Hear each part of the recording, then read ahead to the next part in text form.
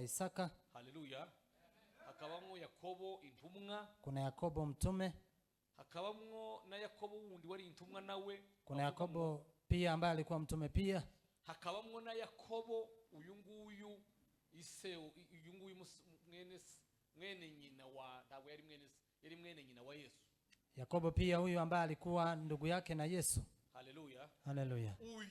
Huyu niwe wanditse urwandiko. Ndiye ambaye ameandika waraka huu. Urwandiko na Yakobo intumwa. Waraka huu hujaandikwa na Yakobo mtume. Kuko uwe kwa sababu yeye amekufa kitambo samani hapo. Yaciwe igihanga na Herode vuba cyane. Ameweza kukatwa shingo na Herode. Ariko wanditse urwandiko. Lakini yule ambaye ameandika waraka huu ni Yakobo umuvandimwe ndugu wa Yesu. Ngo bakiri kumwe na Yesu. Walipokuwa pamoja na Yesu. Ntabwo yarigeze yemera Yesu. Hakuwahi kumkubali Yesu. Na nimeona pia ni ukweli. Kwa maana walikuwa ni ndugu ambao wanaishi kila siku. Kukubali yete alikuwa mwana wa Mungu ilikuwa ni vigumu. Lakini alikubali ni mwana wa Mungu. Ile siku Yesu kafufuka. Amen. Amen. Akasema tulikuwa tunakaa na mtu tukiwa na Mungu na mimi sifahamu. Haleluya. Kwa maana alikuwa ameona nguvu ambazo zilikuwa zimemfufua. Yaje kuba inkingi bazavango yaje kuba inkingi mwikomeye muri za nkingi zitwa ngo Yerusalemu. Walimo Petero na Yohana. Alikuja kuwa nguzo kuu ya kanisa ikiwemo Petero pamoja na Yohana. Na alikuja hata kuongoza kanisa ya Yerusalemu. Huyu ameweza kuandika waraka huu akiwaandikia ndugu zake ambao walikuwa wameenda kwa nchi mbalimbali kwa sababu ya lengo nyingi, lakini mojawapo ilikuwa ni kuwaimarisha katika majaribu walikuwemo. Amen. Nasema Yakobo alikuwa ni mwana maombi zaidi na alikuwa mwenye ukweli. Haleluya. Haleluya. Walikuwa wanamuita yeye ni mtu ambaye mwenye haki. Ambaye ni mwenye haki. Alikuwa ni mwana maombi. Na alikuwa mtu ambaye ni haki. Alikuwa ni mtu ambaye alikuwa anajua kuomba Mungu sana.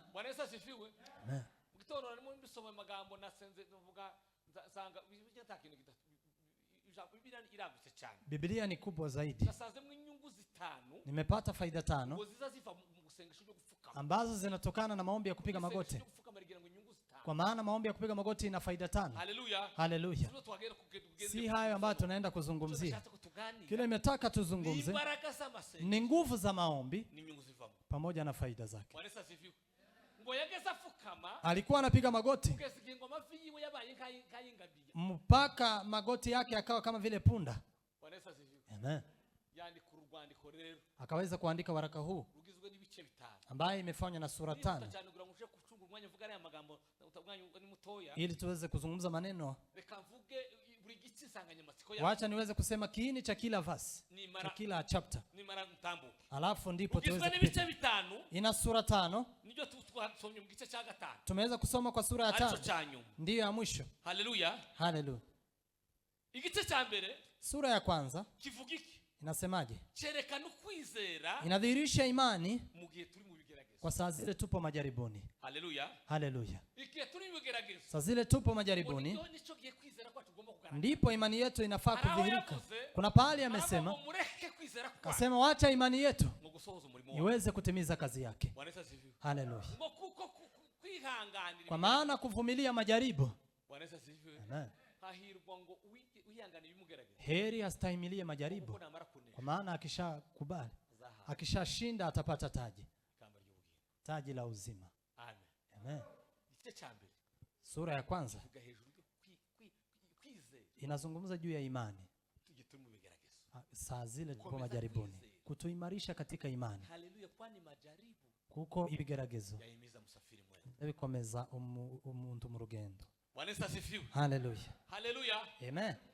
Igice cha kabiri, sura ya 2, avuga yerekana ukundu kwizera, akadhihirisha vile imani kugomba gufatikanya n'ibikorwa, inafaa kuambatana na matendo. Aravuga ngo kwizera, akasema imani kudafite imirimo bila matendo imekufa. Munyereke kwizera kwawe, nionyeshe imani yako ambayo ina matendo, lakini nami nikuonyeshe imani yangu ambayo ina matendo.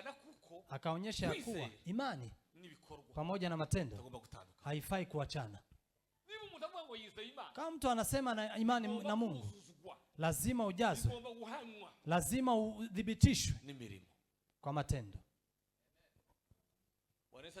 Amen. Haleluya. Haleluya. Kwizera, imani, avuga ngo ndetse kandi ko kwizera, akasema imani pia kutwereka, utuonyesha cyangwa se ni urugero rwiza, ama ni mfano mzuri rugera ambaye inafanya urukundo dukunda Imana, ambaye inapima upendo ambao tunampenda Mungu. Kwizera, imani, kwizera, imani ufite imirimo ambayo ina matendo, ni urugero rwiza, ni kiwango kizuri rugera ambacho kinapima kwizera kwacu, imani yetu. Amen. Amen.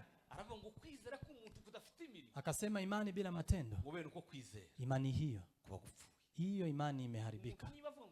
Kama mtu anasema ameokoka lakini hana matendo, hajasaidia yatima, hajasaidia mjane, hatoi fungo la 10, hatoi sadaka, hana mchango hata mmoja, hiyo imani ya mtu huo imekufa.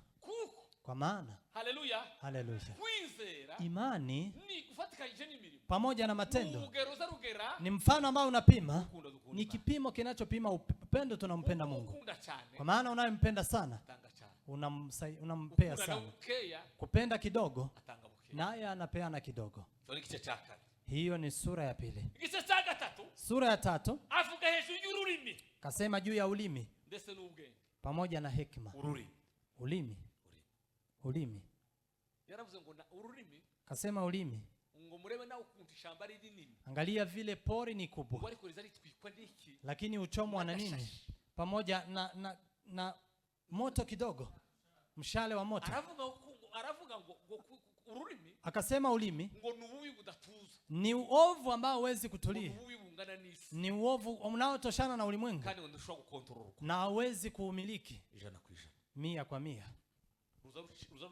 Wanga inatoroka. Ugira gute? Inafanyaje? Ijambo ry'Imana riravuga ngo uzi kurinda ururimi rwiwe. Kwa maana Biblia inasema anajua kulinda ulimi wake, anaweza kulinda mwili wake pia. Akazungumza juu ya ulimi. Haleluya. Haleluya. Bwana Yesu asifiwe sana. Amen. Anasaze ngo amagambo agasubitanye ko ari muri kino gice. Nimepata maneno mengi ambayo yapo hapo. Lakini wacha twende kwa. Kuna pahali naelekea. Igice cha 4. Sura ya 4. Haleluya. Amen. Yerekana ukuntu iyo umuntu ngo abaye inshuti n'izi, akadhihirisha kuwa mtu akiwa rafiki na dunia ngo abahindutse umwanzi n'Imana, amebadilika kuwa rafiki ya Mungu. Mu gice cha 4 kwa sura ya 4 yerekana ngo iyo umuntu yakunze ibyiza, akadhihirisha mtu akipenda ya ulimwengu, burya abayabaye umwanzi w'Imana, saa hiyo amekuwa adui wa ulimwengu wa Mungu. Amen. Amen. Bwana Yesu asifiwe. Amen. Haleluya. Igice cha 5 rero, sura ya 5 avuga ngo amagambo agera kuri 3, akazungumza maneno 3. Ijambo rya mbere, neno la kwanza, avuga yo kwihangana, akasema juu ya kuvumilia. Ijambo rya kabiri, pili, avuga ngo amasengesho, akasema maombi. Ijambo rya gatatu, 3, avuga yo gukiranuka, akasema juu ya kuwa mwenye haki. Haleluya. Haleluya. Muri gice cha 3, katika sura hii ya 5, sura ya 5 akimalizia amezungumzia mambo matatu: uvumilivu, maombi ambayo tutazungumza pamoja, pia na kuwa mwenye haki. Haleluya. Hiyo ndiyo kifupi kwa haya maneno 5 kwa hii sura 5 ya waraka wa Yakobo. Alafu wacha tuweze kuzungumza neno ambayo tunataka kuzungumza. Kuomba tunapeana maelezo, lakini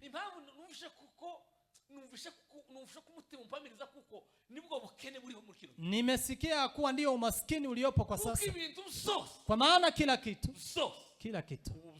uamsho, kutumikia Mungu, kuwa mwepesi moyoni, kuacha dhambi. Ni kipi kinasaidia? Ni nguvu za maombi. Lazima neno hilo linatakikana. Na tulifanyie semina. Semina ndo nzuri, tulifunze tukiwa tumekaa. Maelezo ambayo nimeona ya maombi ni zaidi ya 27. Tuweze kusema juu ya maombi, lakini wacha nizungumze maneno haya ambayo yanagusa moyoni. Kuomba ni kuongea na Mungu.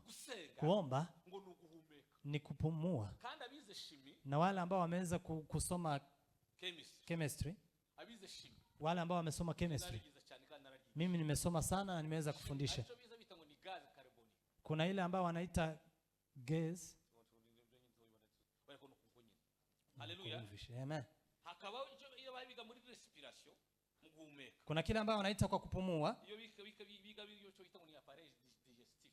Ambaye inaweza ambaye inatufanya tupumue vizuri. Kufanya mapafu yapumue sawa sawa. Kuna saa zile tunatoa pumzi na kuna saa zile pia tunaingiza pumzi. Si hivyo? Nikifanya hivi natoa pumzi, lakini nikifanya hivi narudisha pumzi. Hiyo ndiyo system ambayo inafanya. Inatoa pumzi, inarudisha ingine. Tukiomba sasa ni kupumua. Mtu akitoa anatoa nini? Anatoa vitu mbaya. Anatoa vitu ambazo zipo katika mwili wake. Na akiweza kurudisha pumzi, anarudisha pumzi ili aweze kupumua vizuri. Mtu akiomba kupumua. Tukiomba ni nguvu ambazo zinatufanya tutoe tabia mbaya za utu wa kale, na inatusaidia pia kuweza kuingiza tabia nzuri. Amen. Mtu akiomba kwa kweli, wanga inabomoa tabia mbaya na inajenga tabia nzuri ndani yake. Kuomba ni kupumua. Amen. Kuna tabia ambazo zimekufunga. Kuna zile ambazo zimekufunga ujui kupumua. Omba Mungu. Kwa maana kuomba inatufanya tuweze kutoa tabia mbaya, halafu inatusaidia pia kuingiza tabia nzuri. Kuomba. Amen. Billy Graham akasema, akaelezea kwa kitabu alichoita majibu kwa maswali yetu. Amesema hivi, kuomba ni kamba ambayo Mkristo anakanyagia na inampeleka na kumfikisha ufalme kwa Mungu. Unataka kufika ufalmeni? Omba. Kwa maana kuomba ni kamba ambalo tunakanyagia na tufikisha mbele za Mungu. Maji akasema mbele zako Mungu ndipo naona amani. Yale yalikuwa mlima yanabaki kuwa bonde, na ninakuwa na heri na kusifu Bwana. Haleluya. Tukifika mbele za Mungu ndipo tunapata amani na tunafurahia. Kipi ambacho kinafanya tufike mbele za Mungu? Ni maombi. Amen. Amen. Juzi nilikuwa nasoma kitabu. Kaniambia kuomba ndiyo mahali dunia ya kiroho, dunia ya kawaida zinafanya uhusiano. Zinafanya uhusiano. Katika maombi ndipo mahali dunia ya kiroho pamoja na dunia hii ya kawaida zinafanya uhusiano. Amen. Amen. Hiyo ndo kuomba. Wanaume ambao Mungu amewafanyisha mambo ya miujiza, ikiwa katika agano la kale, ikiwa katika agano jipya, ikiwa katika wakati huu, ni wanaume ambao wameomba Mungu. Haleluya. Amen. Akina Musa, Biblia inasema walikuwa ni wanaume wa maombi. Alikuwa anaenda mlimani, anamaliza siku 40, na hizo siku zikiisha akishuka, watu wakasema fungeni kwa macho, kwa maana tunachomwa. Amen. Amen. Wakati alikuwa anaenda mlimani, Mungu alikuwa anampa mpango kwa mlima. Ndipo akamwaga na kumwambia, Kanaani utaiona kwa macho lakini hutakanyaga. Na ikamfanya aweze kumwandaa Yoshua. Akina Yoshua aliyembaki alikuwa ni mwanamume wa maombi. Amewahi kuomba Mungu akiwa anapigana vita, akiwa kwenye vita imechacha, akaona jioni imefika, akaambia Mungu wetu, jua simama, nawe mwezi simama. Na ikamtii, akapigana, akaweza kushinda vita. Wanaume ambao wameomba Mungu ndio wanaume ambao wamefanya miujiza katika maisha yao. Ndio wanaume ambao walikuwa wakubwa katika maisha yao. Amen. Haleluya. Haleluya. Ubuzuse turimo ngo nubwo bugenda bukendera. Uamsho tuliomo hata kama unaenda ukisha. Uhereye mu 2000. Kuanzia kwa mwaka wa 20. Nibwo bwashize. Ubwo mugabo witwa ni William wa 2000. William Simo. Mume ambaye anaitwa William Simo. Alikuwa ni mweusi ambaye alikuwa ameenda wakati wa utumwa. Alikuja kuomba Mungu kwa mwaka mzima akiwa pamoja na wanawake.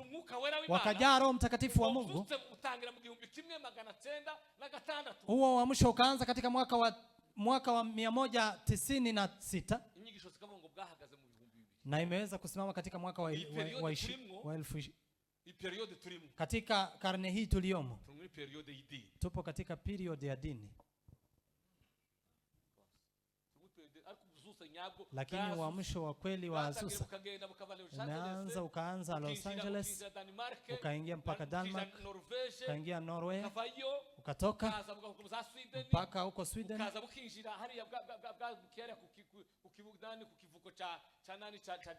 ikafika hapo Dar es Salaam, katoka Dar es Salaam kaingia Baraka, ikakuja ikaenda mpaka Rwanda, ikazunguka. Imeanza kwa mwaka wa lakini imeisha katika mwaka wa 2000. Saa hii tupo kwenye dini. Amen. Amen. Lakini wote walioleta mabadiliko, akina Martin Luther walikuwa wanaomba Mungu. Amen. Walipokuwa wakipinga Katoliki na kutoka ile ambao wanaitwa Protestant, ilikuwa ni nguvu za maombi ambazo zimewawezesha. Wale ambao wanaitwa George Muller, Mungu amewatumia miujiza. George Muller alikuwa ni Marekani, nampenda sana. Amen. Ameanza shule ya yatima. Akaenda akachukua watoto wachache alikuwa nao. Haleluya. Haleluya. Akaenda kuambia benki waweze kumkopa. Benki ikamwambia, je, una pesa kiasi gani? Akasema sina hata shilingi moja. Sasa unakuja kuomba benki bila hata shilingi? Alikuwa na watoto 5000, alafu itakuwaje? Alafu binti alikuwa anatumika hapo. Akamwambia, ndio hii pesa nimekuazimu kwa ngambo yangu. Hiyo pesa wakakula kwa siku 10.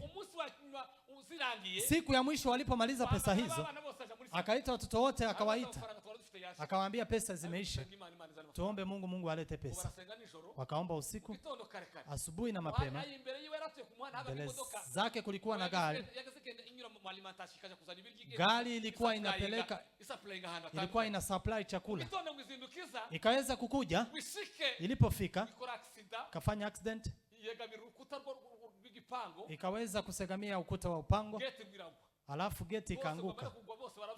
Walipoamka wote wakaanguka. Yule driver alipoona akakimbia, lakini ilikuwa imejaa chakula.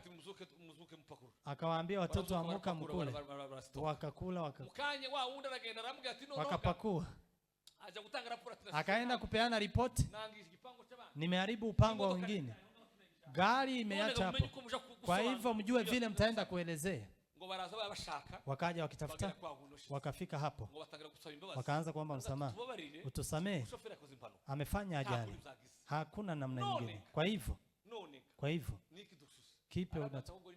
Akasema, Mungu amenijibu, nina watoto yatima, tumeomba hatukuwa na chakula, sasa Mungu ametuletea. Wakamwambia manager wa kampuni, wakamwambia vile, akamwalika George Muller, nitakusaidia, nitakusaidia hawa watoto yatima mpaka utasikia umeridhika. Babu ya maombi. Kama unataka kuona Mungu akikufanyia miujiza, pahali unaishi Mungu anatenda miujiza, waacha uvivu wa kuomba. Omba Mungu. Maombi yana nguvu, yanabadilisha mtu, yanamuinua mtu. Mtu alikuwa chini, anamuinua. Amen. Ile siku Billy Graham amekufa Marekani. Billy Graham amekufa.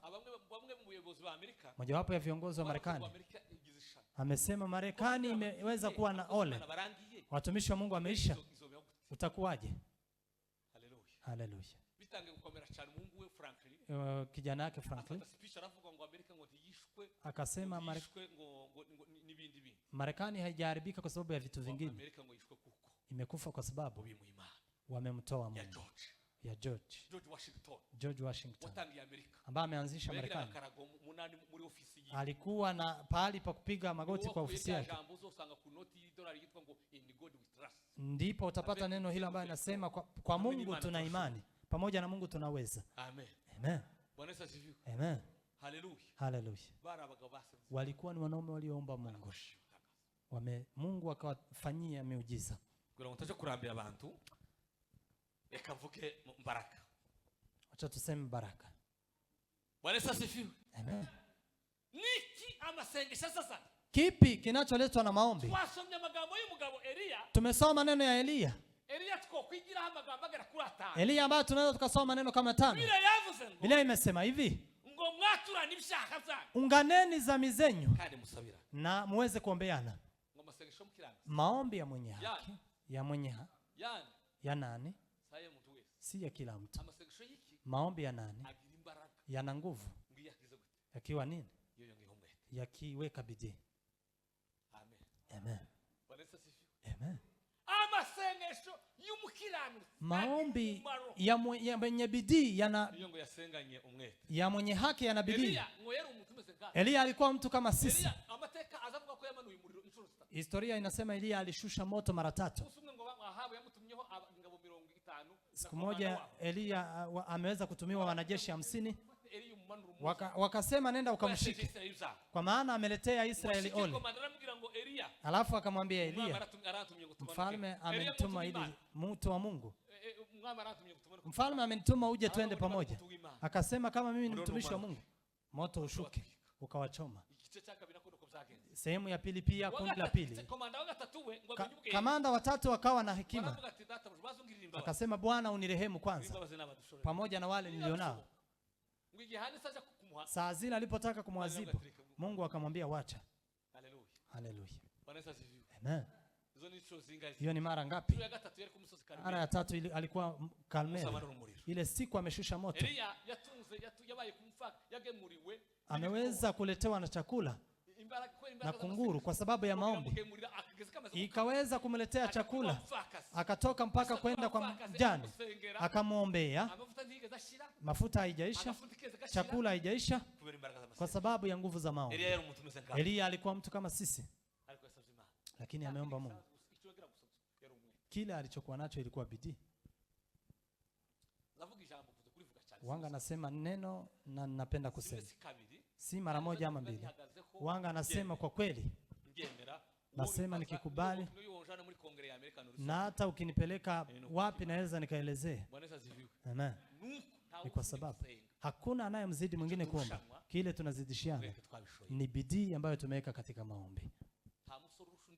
Hakuna kijana ambaye anamzidi mwingine kuomba. Hakuna mwanaume anayemzidi mwingine. Kile tunazidishiana ni bidii ambayo tumeweka. Na kuomba hawasemi. Omba wanafanya.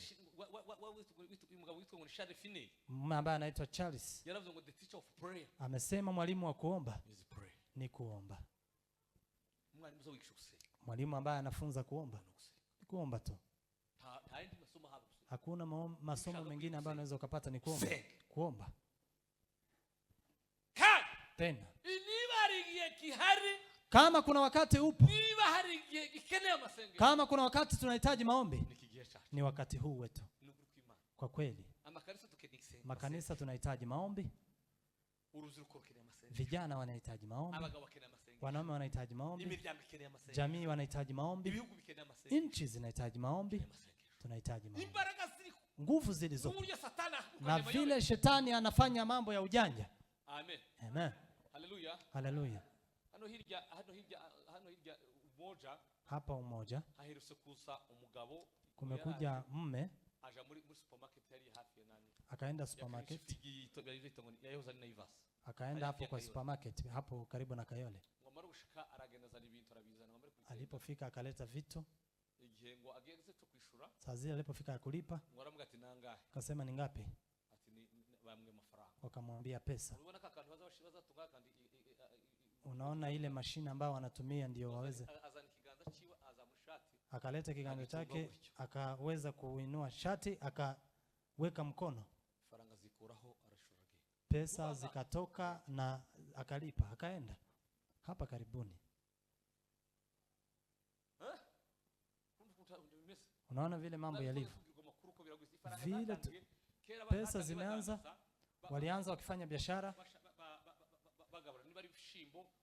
Ukitaka maharagwe, ukiwa na mahindi, mna exchange, unampa naye anakupa. Katoka hapo wakaleta coins, ikatoka.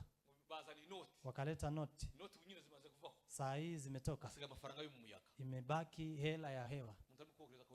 Mtu anatuma pesa, saa hii ni kama pesa hii ya kushika imeisha. Hiyo ndivyo Antichrist anaenda akijikaribisha. Kama ulikuwa mwenye hekima, ungelijali mambo ya dunia. Zamani nimewahi kusoma juu ya mume ambaye ameandika juu ya kitabu cha pesa electronic. Alikuwa kwenye maono, akaona Wakristo ambao wameokoka kweli wakaanza kukimbia tauni kubwa, wakakimbia. Kwa nini? Kwa sababu walikuwa kwenye sharti ambazo haziwaruhusu kufanya biashara, kwa sababu ya kutumikia ibilisi. Kwa sababu hiyo tunahitaji nguvu za maombi. Kwa maana neno la kwanza, maombi. Nguvu, faida ya kwanza ya maombi, nguvu ya kwanza ya maombi ni uwezo ambayo inatuunganisha na Mungu. Amen. Inafanyaje? Inatuconnect na Mungu. Amen. Amen. Gusenga nagukomeje asanze rimo kunesha kumukiso urugendo rwiwe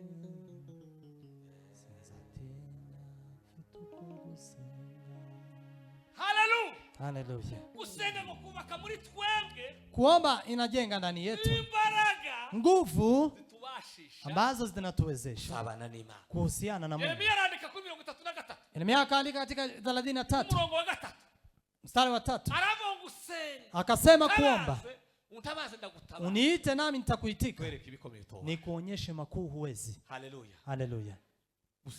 Kuomba kuna nguvu ambazo zinafanya, zinajenga uhusiano na Mungu. Amen. Juzi nilikuwa nimekaa pale nikafikiria,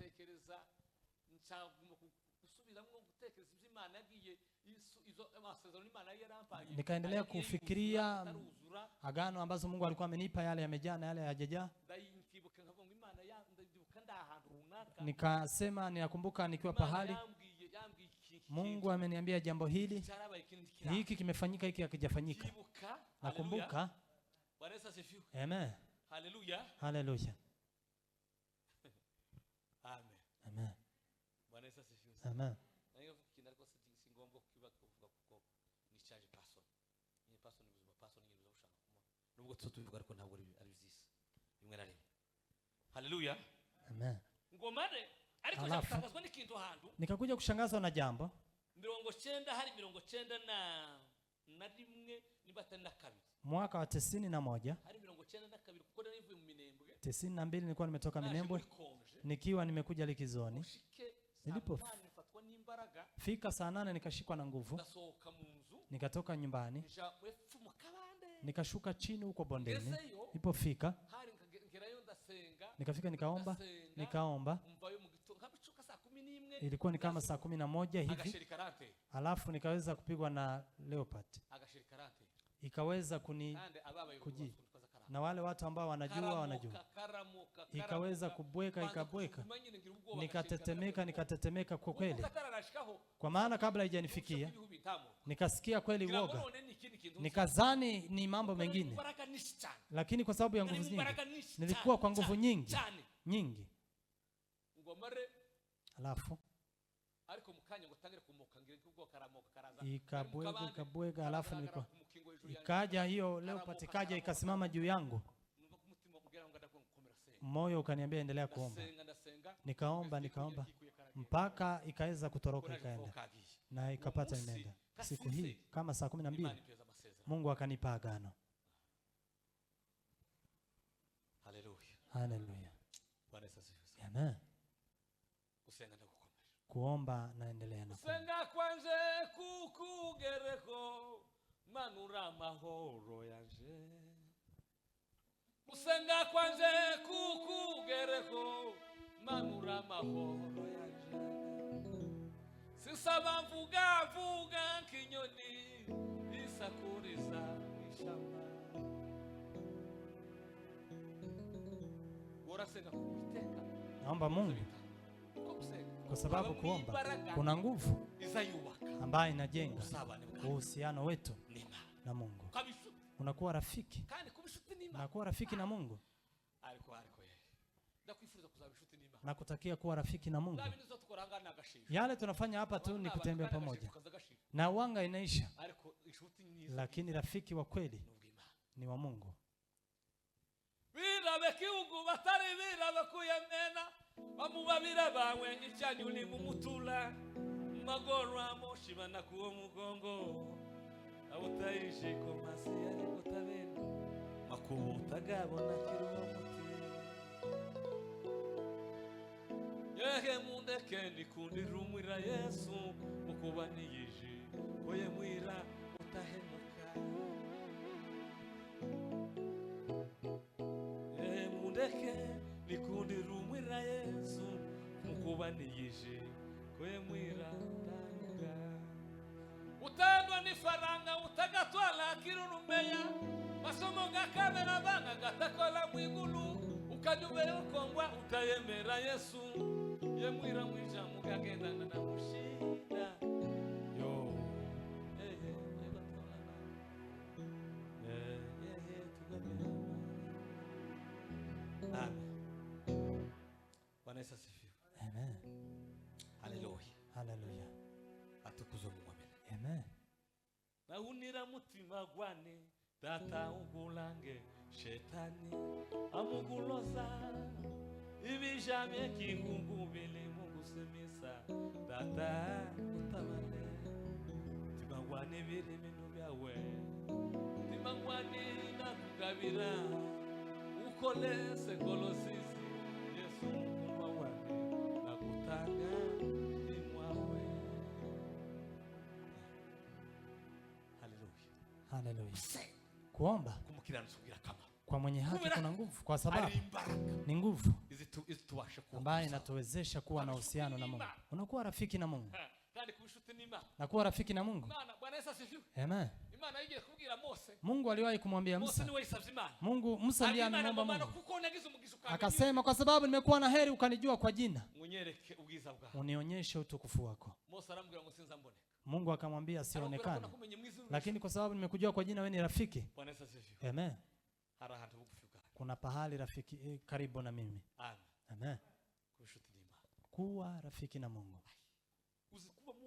Unajua kukaa kwako wewe na watoto wako na mkewe mkiwa marafiki na Mungu. Unajua jambo hilo vile ni ngumu. Kipi kinajenga? Maombi. Ni kuwa na maombi. Omba mchana, omba asubuhi, omba jioni. Maombi ya imani ndio Mungu anataka. Usife moyo, zingatia maombi. Omba asubuhi.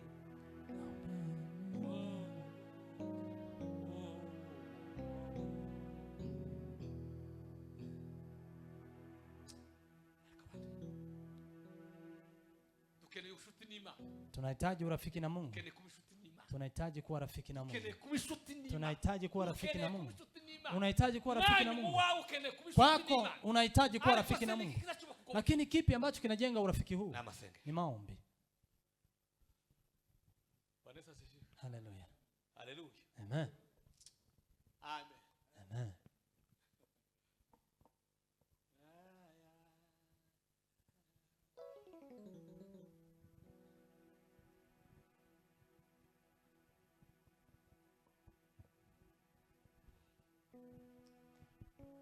Yesu ni inshuti yanje sinzamureka ankoreye ibindi byinshi sinzamureka.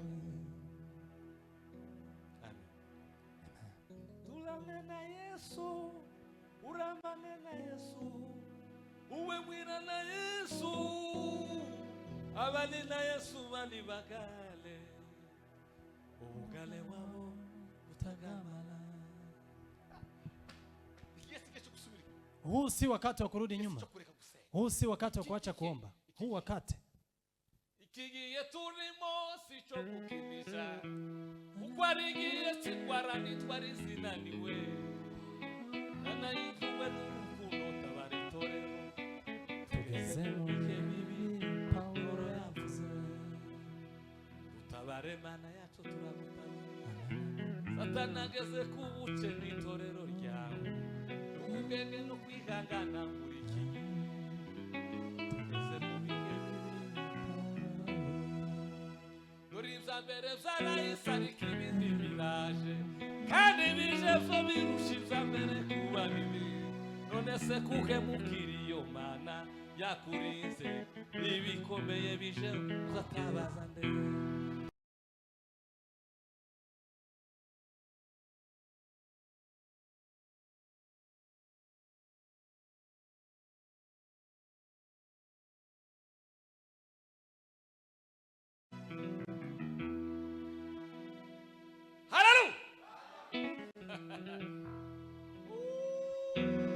Asifiwe Mwokozi wa milele. Haleluya. Bwana Yesu asifiwe sana. Haleluya we. Ariko Yesu yoba kungo. Yesu yoba inshuti yako. Yesu akiwa rafiki yako, akiwa rafiki yako. Yesu yoba inshuti y'ubuzima bwawe. Akiwa rafiki wa maisha yako. Biruta gutunga amadolari. Zaidi ya kuwa na dola, zaidi ya kuwa na gari, zaidi ya kuwa. Yesu ni nani? Yesu ni yote. Yesu ni vyose.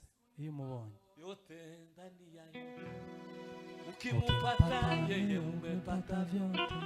Acha kusumbukia ya ulimwengu, tafuta Bwana Yesu pata vyote. Kwa ngambo ya chakula usitie shaka, Yesu aliwalisha maelfu, tatumia kichache alicho nacho kibarikia takuwa vingi. Kwa ngambo ya elimu Yesu ni mwenyewe, shahada zake zote alizaliwa nazo, wasomi siku zake walibabaika, hekima ya Mwokozi iwatoa jasho. Sana Yesu muwawe, leta Yesu kwako, jenga urafiki na Yesu. Huu ni wakati wa kujenga urafiki na Yesu. Kipi kitakuwezesha kujenga urafiki huu? Ni maombi. Katika maombi kuna nguvu, basi zinatufanya tujenge urafiki na Yesu. Haleluya. Haleluya. Bwana Yesu asifiwe sana. Amen. Haleluya. Amen. Na mwambata Mwokozi sitaki kumwacha kwa kuwa yeye alinifilia na kusifu. Bwana daima nakushangilia. Ni kweli mimi ni wa Mwokozi milele, amenitaja ndugu mpendwa, ananikaribia asina, ninaingoja siku ya harusi, anongoneza sasa rohoni wangu, karibu naye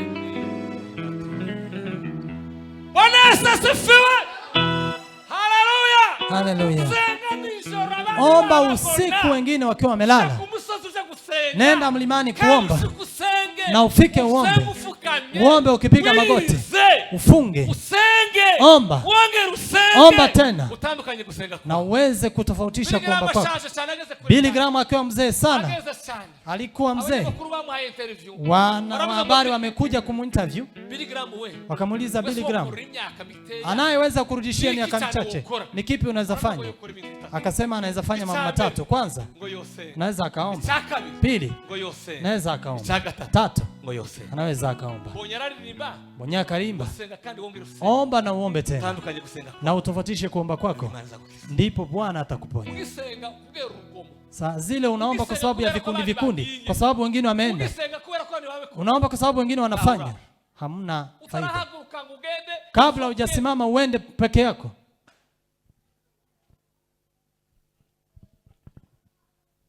Amen. Amen. Bwana Yesu asifiwe. Haleluya. Atukuzwe Mungu wa milele. Amen. Haleluya. Haleluya. Kabiri. Pili. Inafanya tujenge uhusiano wetu na Mungu. Inafanya Mungu aweze kukuja katika matatizo yetu. Anafanyaje? Anakuja. Anahusika katika matatizo yetu. Haleluya. Haleluya. Unajua yale matatizo ulionayo, yale unafikiria unaona hamna jibu, lakini Mungu akiweza kuhusika itakubali. Amen. Amen. Mungu akiweza kuhusika itaweza kukubali. Kipi kinafanya Mungu ahusike katika matatizo? Kwa sababu ya maombi.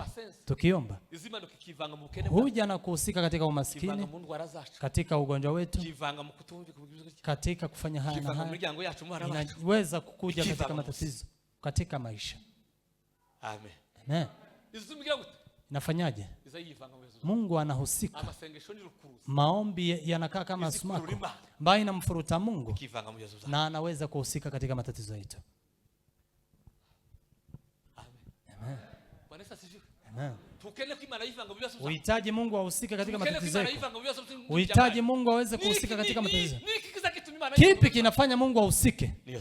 Ni saa zile tumeomba. Mana ya Abrahamu, mana ya Isaka, mana ya Yakobo, uri mana.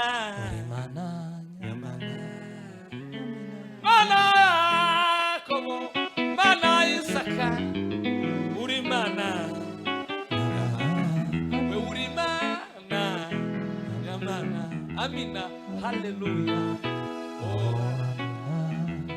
Haburi nyangombe, haburi nyabingi, turi nyamuririma. Uri mana. Yamana.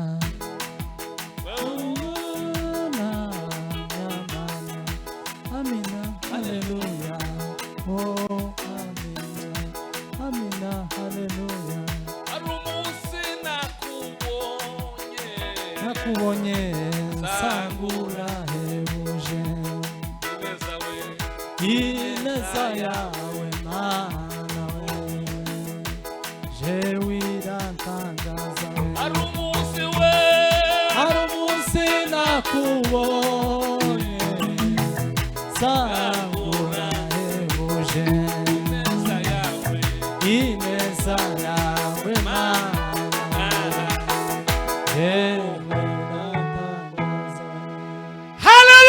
Hallelujah. Bwana asifiwe. Amen. Kipi kinafanya Mungu ahusike katika matatizo yetu? Saa zile tumeomba. Saa zile tumeomba. Kipi unacho kinakusumbua? Yapi ambayo yanakusumbua? Yapi ambayo ni mlima kwako? Omba Mungu. Itafanya Mungu ahusike. Na akihusika Mungu, huwezi kosa jibu. Atakosa. Watu wanaweza wakashindwa. Ukiwa mgonjwa unaenda madaktari wanakuambia hii ugonjwa hatuwezi. Pesa unajaribu unatumika lakini inakosa. Lakini kuwa na Mungu. Kwa tunaimba chorus. Hakuna neno lisilowezekana.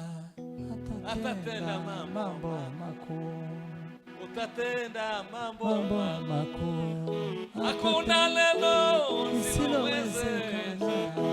Atatenda mambo makuu.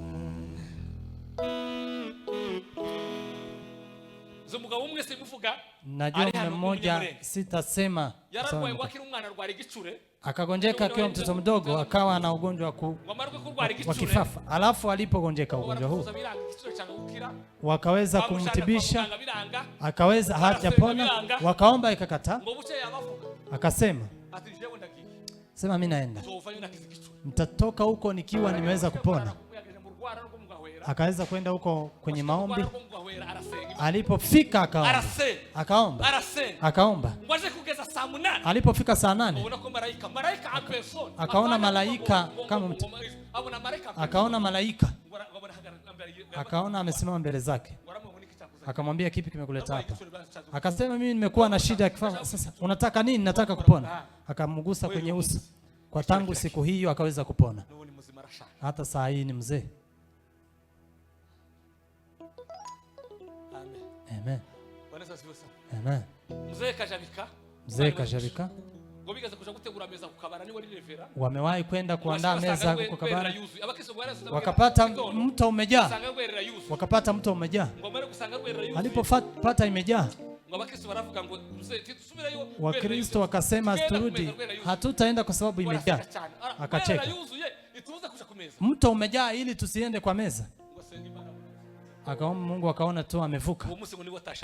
Hiyo siku ndiye ameweza kukunywa meza, wengine wakarudi.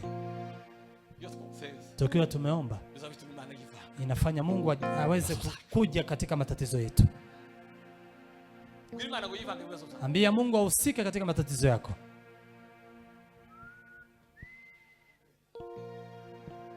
Soma Biblia usenge cyane kadushikame. Reka wemaka amasezerano.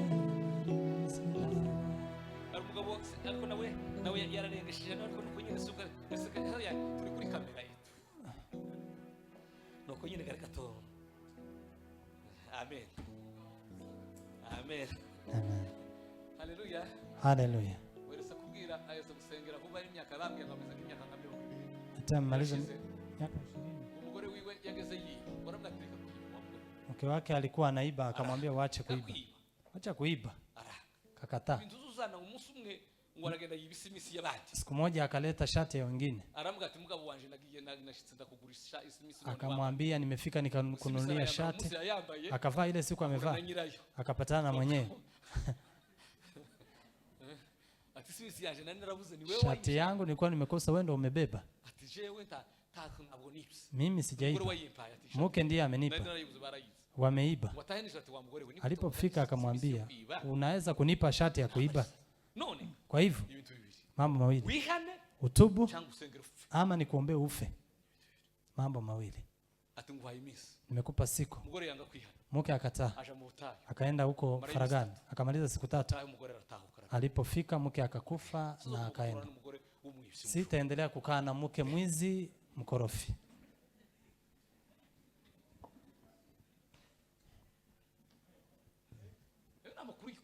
Hizo ni habari za ukweli. Namjua, najua na jina hata na familia pia.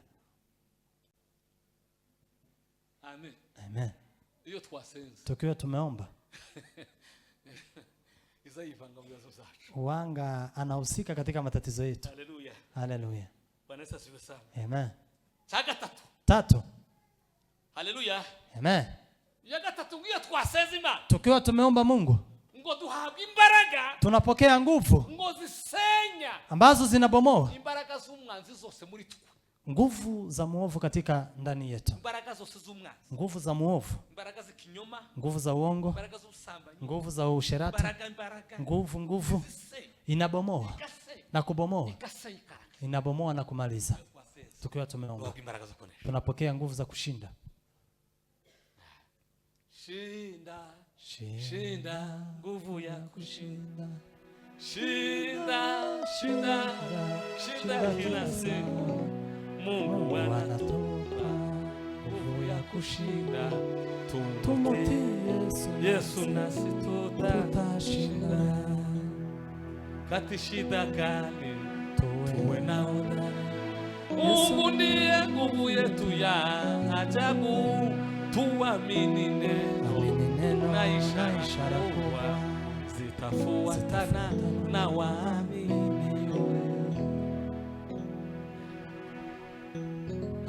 Haleluya. Lakini baada ya hii Jumaa imekuwa na nguvu kwangu.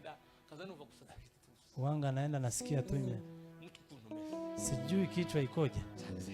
Imekuwa na nguvu kwangu. Amen. Imekuwa na nguvu kwangu. Tukiwa tumeomba vizuri, nguvu za maombi wanga zinaingia ndani yetu, zinabomoa mlima wa uongo, usherati, zinabomoa zinabomoa kabisa, zinamaliza, zinaosha, na alafu Roho Mtakatifu anashuka, anakaa ndani yetu. Amen. Amen. Kuna tabia ambazo zimekushinda, omba Mungu, omba, kwa maana kwa maombi kuna nguvu ambazo zinabomoa, nguvu za utu wa kale. Amen.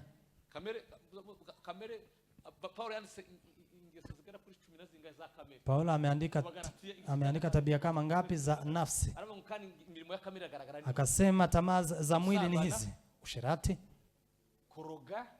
uchawi, chuki na mengine yote. Haya yote, lakini haya yote, kipi ambacho kinabomoa? Ni nguvu za maombi. Wanga inabomoa. Haleluya. Haleluya. Bwana asifiwe. Amen. Hanyuma kane, icyo azakora kile inafanya baada ya kubomoa, analeta amani na heri na heri katika moyo wa mtu. Baada ya hizo vitu kubomoka, anapokea. Bwana asifiwe. Amen. Akakira mahoro, anapokea amani na faraja katika moyo wake. Moyo unakuwa na amani na anakuwa na faraja na anafarijika. Amen. Amen. Bwana asifiwe. Amen. Akagira gute? Anafanyaje? Gahumurika na anafarijika. Amen. Amen. Bwana asifiwe. Amen. Haleluya. Haleluya. Abwirise tinga urabeho, biro mubiri tinga urabeho, mubiri we tinga urabeho, nshuti yanjye gusenga tinga urabeho, yecho kuba mwisi kirarangiye, musibo gutaka uri bugufi. Amen. Amen. Bwana asifiwe. Haleluya. Haleluya. Amen. Haleluya. Muri Amerika, muri Los Angeles, nyuma ya nani ya Simon William Simon. Katika Marekani huko Los Angeles, pamoja nyuma ya Amos, kumekuja na mume ambaye amepokea nguvu za uamsho. Wakaweza kufanya kundi la watu 10, na walikuwa wanatembeleana. Tutakuja kwako mwezi huu. Wamefanya mwaka mzima wakiomba, lakini kulikuwa na sheria ya kuuliza Mungu. Saa zile ameweza kuchinja. Ilipofika hatua ya ndugu mmoja kati yao, ngombe ikafa pahali walikuwa wanaishi. Akaenda akaleta nyama hapo. Walipoanza kuomba hivi, akaweza kuonyeshwa. Akasema nenda pahali umeficha mapembe. Hiyo siku akamtoa katika kusanyiko kwa sababu umedanganya roho.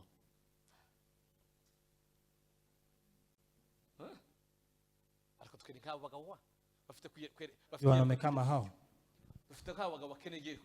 wale ambao wana kuonyeshwa huko, ambao watakuwa wanaonyeshwa.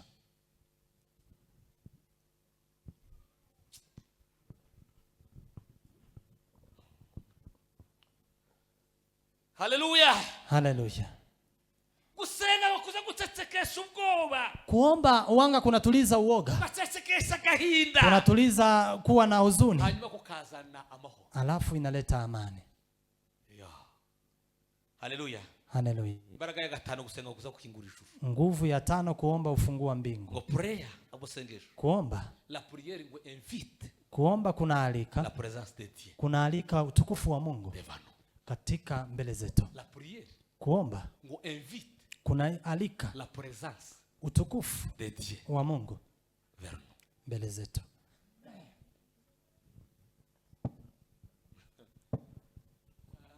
Amen. Amen. Haleluya. Haleluya. Haleluya. Amen. Kusenga kuza kukingura ijuru. Kuomba ufungua mbingu. Imani kajoka. Mungu anakuja. Ikaza. Mungu anakuja. Ikabana nao. Anakaa pamoja nasi. Ukagana nawe muri ofisi. Unatembea naye katika ofisi. Unatembea naye katika material. Unatembea naye katika shule. Unatembea naye wapi? Unatembea naye. Asubuhi nimeamka na Yesu. Ninashukuru nashukuru kwa mapenzi yako Baba uniamsha. Tembea naye Mwokozi, tembea naye kazini, tembea naye Mwokozi, tembea naye. Amen. Amen. Mwamuga nigeze kusoma igitabo nimba cha Watchman ni nimewahi kusoma kitabu cha Watchman ni akasema vile ndege zinawacheka wadhaifu asubuhi. So unasikia asubuhi na mapema ndege zinalia. Saa hiyo zimekuja kucheka wadhaifu. Zinalia kwa sababu ya zinasifu Mungu kwa sababu ya kuamsha. Pili zinasifu wale ambao hawajaamuka. Umesikia? Tarudia. Amen. Amen. Inyoni mu gitondo ngo zazishwigira. Ndege asubuhi wanga zinalia. Sababu ya kwanza, umsifu Mungu kwa sababu ameziamsha. Pili, ucheka wadhaifu ambao wameshindwa kuamka ili waombe Mungu, wamshukuru Mungu. Umeomba asubuhi ama ndege amekuchekelea?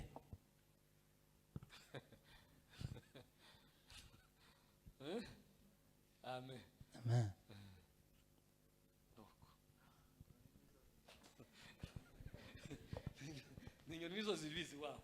Ndege ndizo zinafahamu. Pahali zimeamuka zinajua wameomba ama hawajaomba. Haleluya. Haleluya. Hanyuma reka mvuge inyungu zitatu ni barandanga. Alafu faida tatu tukimalizia. Inyungu ya mbere izo. Faida ya kwanza ambayo inatokana na kuomba. Tukiomba bitufasha gukura mu mwuka. Inatusaidia kukua kiroho. Tukura mu mwuka. Kusaidia kukua kiroho. Tukura mu kimu. Nafanyaje tunakuwa kiroho? Paulo yarandisaravuga ngo tukigira umwana muto. Paulo amesema tukiwa watoto dogo. Nilikuwa kama mtoto, nilikuwa naongea kama mtoto. Nafikiria kama mtoto. Lakini baada ya kukua nikatoka kwenye utoto. Haleluya. Amen. Icyakabiri. Pili, ngo bituma ngubwenge bwacu inafanya hekima yetu buyoborwa neza. Uongozwa vizuri. Kuyoborwa neza. Na kuongozwa vizuri. Unakuwa na hekima ambayo inaongozwa vizuri. Amen. Amen. Bwana asifiwe. Haleluya. Haleluya. Amen. Ngo buzana direction. Wanga inaleta mwelekeo tugana ambayo tunaelekea, mwelekeo mzuri. Chaga tatu. Haleluya. Amen. Ngo bizana imbabazi. Uleta huruma, msamaha no kwezwa pamoja na kutakaswa katika moyo mpya. 4. Ngo bizana gukizwa indwara zacu. Inaleta kuponya ugonjwa wetu tugahembuka buryo bumwe na tunaweza kufufuka katika kiroho. Amen. Amen. Kuna bishi barasinzia. Watu wengi wamesinzia. Watu wamesinzia. Nyamuneka mana tabaritorero uba abantu benshi barasinziye amagare yabo ari ku miryango. Komera shikame kandi wihangane. Imanira ruzi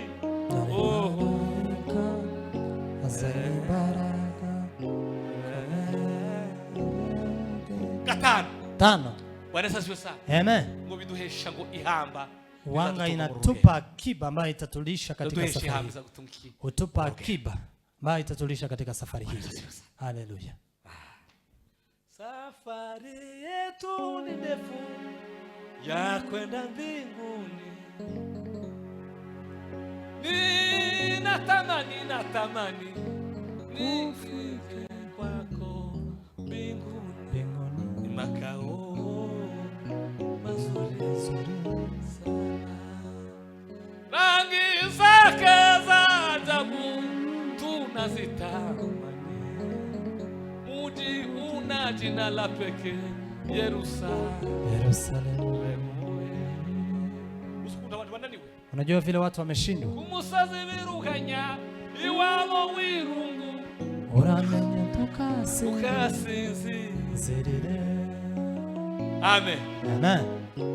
Ariko ibihe tibika kumare imbaraga z'umutima. Unajua vile watu wameshindwa mlima huu. Watu wamekata tamaa. Mtu ambaye ulikuwa unamjua, huyu ni yule kweli ama ni mwingine? Huyu ni yule ambaye tulikuwa pamoja. Na kupatana na mume simsemi. Tupatana hapa karibu. Tulipo kwa ibada hivi. Nikaona ndugu, hapana. Nikamwambia sisi ni wazee. Akaniambia ameshindwa zamani. Ameshashindwa zamani. Ameshashindwa. Nikakumbuka nguvu alikuwa nazo tangu niwepo. Hizo nguvu zimeenda wapi? Imbaraga zote.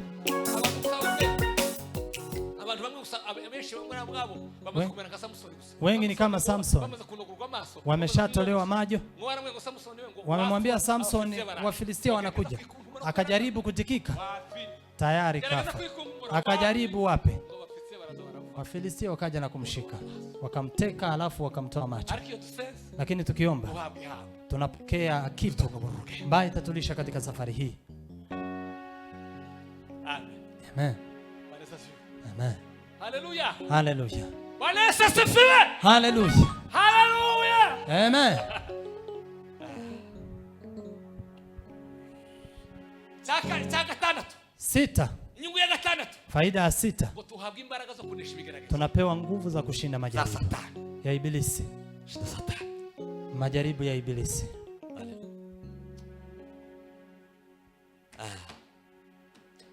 Uzana mumuka rimwe tuguruke mukanya gato tube twarigezemo ijuru ryahumuye. Ijuru ryahumuye we. Uzana mumuka rimwe tuguruke mukanya gato tube twarigezemo ijuru ryahumuye. Ijuru ryahumuye. Haleluya. Haleluya. Wakristo wazahabwa imbaraga zo kunesha ibigeragezo za Satani. Wakristo pokea nguvu za kushinda majaribu ya ibilisi ukiwa umeomba. Amen. Amen. Bwana Yesu asifiwe. Haleluya. Haleluya. Amen.